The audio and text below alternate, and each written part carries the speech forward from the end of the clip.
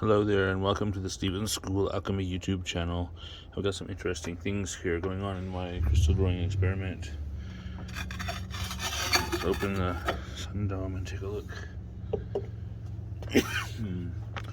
So, in this experiment, I extracted my green lion acetate from iron pyrite, and I was putting it in this solar distillation dome to coagulate it. And once I had the green salt developed, I decided to try a new experiment. I added medium iron filings into the green acetate salt. There was still some liquid in there when I added the material, the menstruum that was used to extract the green lion from the iron pyrite.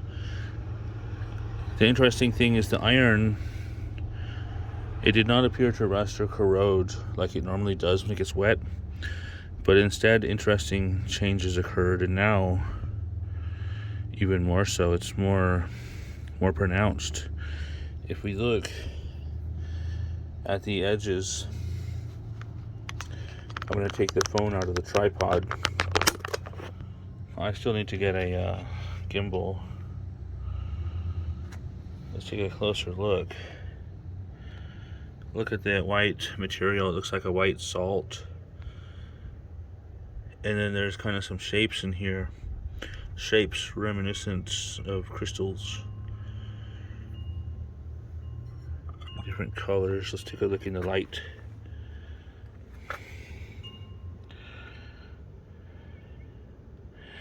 I am seeing some redness now.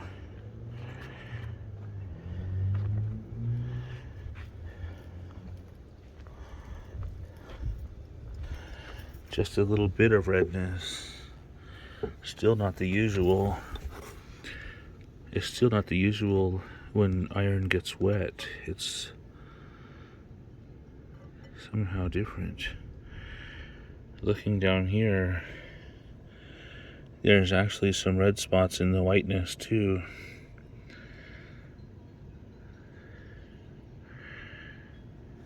And the shapes like crystal growing.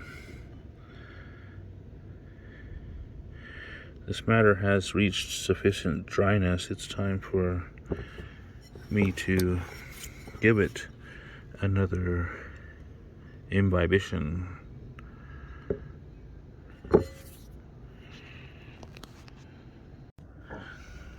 This is the juice that I'm using to do the imbibitions. It's iron pyrite with a vinegar-based menstruum that is rather weak. It dissolves and extracts from the iron pyrite, and a white substance has developed inside the glass. It looks as though my green lion acetate salt has turned white. And what I'm gonna do, I'm going to put this camera back in the tripod so that I can have my hands free to pick up this big glass jar and do an imbibition. Here we go. Picking up the jar.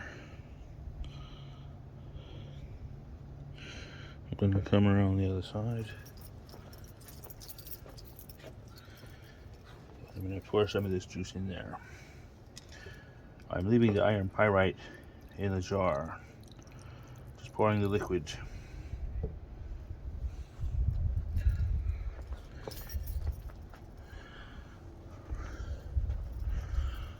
Hopefully the sun's not too bright. Let's get a closer look. We can zoom in a little bit.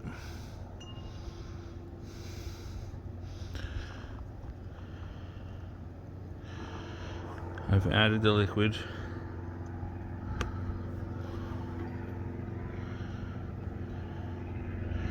And now I'm going to put the top back on the sun dome and let this evaporate in the sunlight.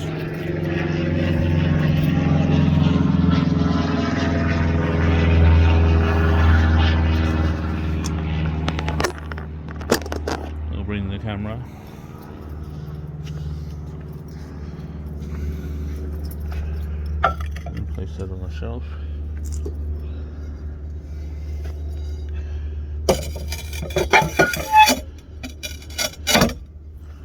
There is the top in place, and now it's time for another round of evaporate, distillation, and coagulation through a repetition of nature's rain cycle in the glass. And when it comes to dryness again, or close to it, we'll be able to come back and check for updates. In the meantime, I'm going to keep the extraction vessel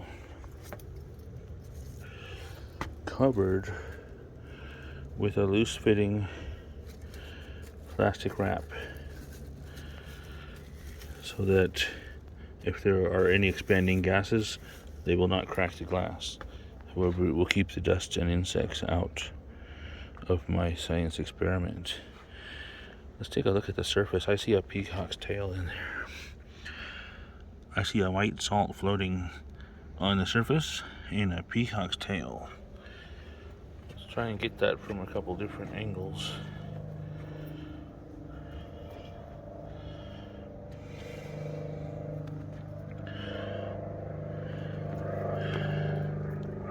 Alright.